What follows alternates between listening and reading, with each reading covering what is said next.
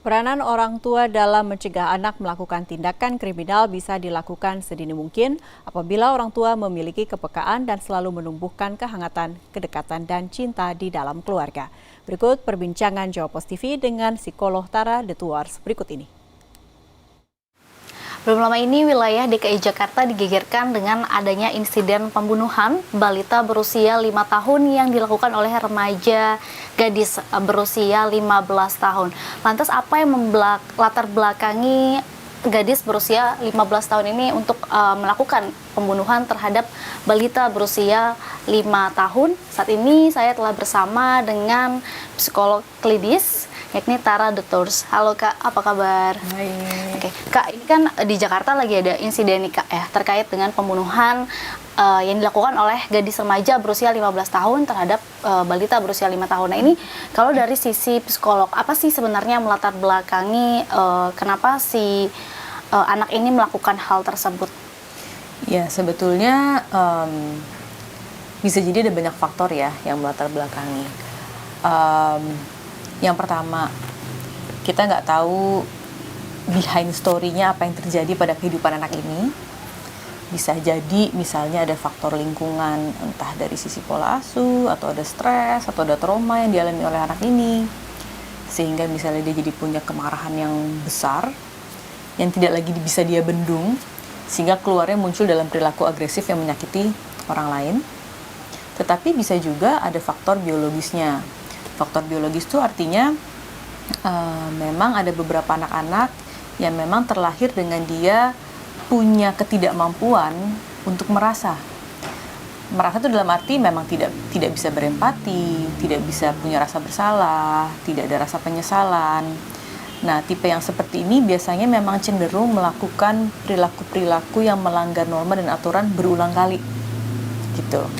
Nah, jadi apakah yang mana? Ya bisa jadi dua-duanya, tetapi memang perlu asesmen dengan lebih detail lagi supaya tahu sebetulnya faktor melatar belakang itu apa. Oke, Kak, ini kan diinformasikan bahwa tindakan pelaku ini terinspirasi oleh salah satu film horor, yaitu Slender Man. Nah, ini apakah film ini juga bisa menjadi salah satu faktor yang menyebabkan si pelaku melakukan hal tersebut atau ada faktor lainnya? Kalau menurut saya tidak sesederhana kita nonton terus kita melakukan gitu. Karena banyak juga orang lain yang bisa jadi menonton hal yang sama tapi tidak punya hasrat untuk membunuh gitu. Yang jadi masalah adalah pada saat kita nonton, kita kan mengolah apa yang kita tonton. Misalnya nih, itu sadis banget ya, itu nggak boleh kayak gitu. Oh, itu kalau saya lakuin itu tuh menyakiti. Ini dalam dunia nyata tidak boleh terjadi gitu. Nah, proses pengolahan ini berjalan dengan normal atau tidak gitu. Sehingga kalau tidak berjalan dengan normal, bisa jadi anak akan menangkap mentah-mentah apa yang dia lihat gitu. Misalnya ketika anak ini tidak bisa merasakan, dia tidak tahu bahwa ketika dia nonton film, disakiti itu sesuatu yang menyakitkan ya. Maka dia jadinya punya kecenderungan untuk melakukan itu. Nah, kemudian yang juga penting adalah bahwa orang tua pegang peranan untuk bisa peka terhadap anak-anaknya. Tidak hanya peka bahwa anak ini kerjaannya ngapain aja, kegiatannya apa, bukan itu. Tetapi anak ini punya ciri-ciri dan karakteristik atau kondisi emosi yang seperti apa. Ini kan berarti faktor peranan dari orang tua juga sangat penting untuk mendidik si anak ini. Namun ternyata di kehidupan sehari-hari ternyata si anak pelaku ini dia kehidupannya ya seperti normal, seperti orang biasa, dan dia juga termasuk salah satu siswa yang berprestasi di sekolah. Apakah selalu ada gejala atau tidak, atau seperti apa? Masalahnya kalau kita ngelihat orang-orang yang melakukan tindakan kriminal, yang bermasalah itu bukan IQ-nya, bukan fungsi berpikirnya. Yang bermasalah adalah EQ-nya, tapi kecerdasan emosionalnya, jadi kemampuan merasanya gitu.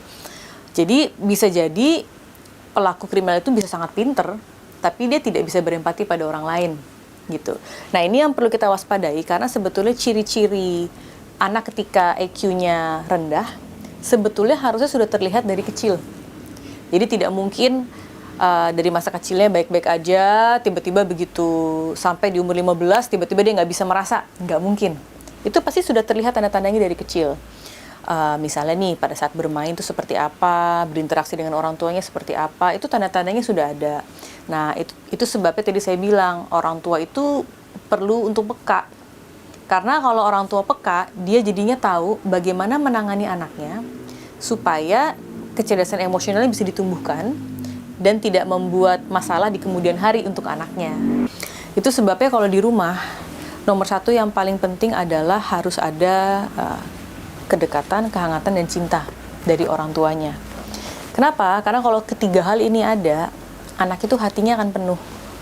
Anak yang hatinya penuh, dia tidak akan melakukan atau kecenderungannya sangat kecil untuk dia melakukan hal-hal yang di luar dari normanya. Kemudian, setiap anak ini ingin melakukan sesuatu, ketika punya kedekatan yang baik dengan orang tuanya, dia pasti akan selalu teringat kata-kata orang tuanya. Oh iya ya, kan orang tua saya mengajarkan, orang tua saya menunjukkan kalau ini tidak boleh, orang tua saya bilang bahwa yang ini baik, yang ini tidak baik. Sehingga anak ini terkondisikan untuk punya rem dari dalam diri sendiri supaya mencegah hal-hal yang tidak diinginkan.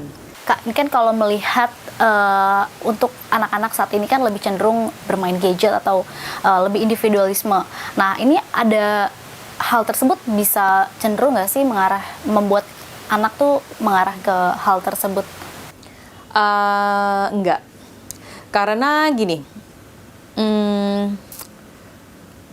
anak itu bisa punya ciri-ciri yang menyendiri, ya, tertutup, kemudian main gadget, tetapi tidak berarti bahwa dia bisa disebut kategori melakukan tindakan kriminal. Ya. Yang beresiko untuk mengalami tindakan kriminal adalah pertama, ketika dia tidak punya empati. Empati itu artinya tidak bisa merasa, tidak punya belas kasih, tidak punya kepedulian pada orang lain ataupun makhluk lain. Sehingga dia punya kecenderungan untuk menyakiti orang lain, agresif, berkata kasar, maupun menyakiti binatang misalnya. Yang kedua, tidak punya rasa bersalah. Apapun hal yang dilakukan, mau orang bilang itu salah, itu tidak tepat, dia tidak merasa bersalah. Tidak ada penyesalan dari apapun perilaku yang dilakukan. Yang ketiga, berulang kali melakukan tindakan yang melanggar. Misalnya nyakitin temennya, mencuri. Yang keempat, ada kecenderungan untuk berbohong dan manipulasi. Nah, ini sebenarnya 4 ciri yang perlu diwaspadain. Yang kalau 4 ciri ini terlihat di anak-anak tetapi didiamkan, kedepannya bisa mengarahkan anak ini mengalami gangguan antisocial personality disorder. Ya, jadi gangguan kepribadian antisosial gitu. Dan gangguan kepribadian antisosial itu yang paling erat hubungannya dengan tindakan-tindakan kriminal. Saat ini pihak berwajib, kepolisian masih melakukan pemeriksaan kejiwaan dari si pelaku atau si anak ini. Apakah dia memang memiliki kelainan atau tidak, nanti